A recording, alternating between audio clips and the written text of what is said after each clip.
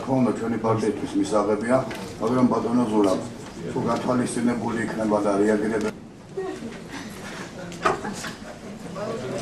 ხელი მოეწერა ძალიან მნიშვნელოვან დოკუმენტს, რომელსაც ხელი მოეწერა ასევე ნაციონალურ მოძრაობა. დოკუმენტში განმარტებული არის რა არის ადმინისტრაციული რესურსის თანაბრად ხელმისაწვდომობა ყველა პოლიტიკური სუბიექტისთვის საარჩევნო სუბიექტები მყავს ხედულობაში და რა ის უფლება არ აქვს აღმასრულებელი ხელისუფლების წარმომადგენლებს, კონკრეტულად გამგებლებს, გუბერნატორებს, იმ ადამიანებს, ვინც უშუალოდ არიან დღეს მდგომარეობითაც კი ჩართულები საარჩევნო კამპანიაში და ბოროტად და საკუთარი პარტიის სასარგებლოდ იყენებენ სახელმწიფო რესურსებს.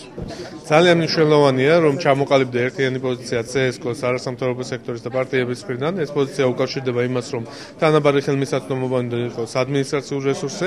ეს გულისხმობს იმას, რომ ყველა შენობა, რომელიც არის სახელმწიფო ან თვითმმართველობის საკუთრებაში, უნდა იყოს თანაბრად ხელმისაწვდომი ნებისმიერი პოლიტიკური სუბიექტისათვის. 14 პოლიტიკური პარტია შემოუერთდა ამ მემორანდუმს, რომ მათი მხრიდანაც თქვათ ეს სურვილი არსებობს და ძალიან კაია, რომ მათ შორის არის ნაციონალური მოძრაობა.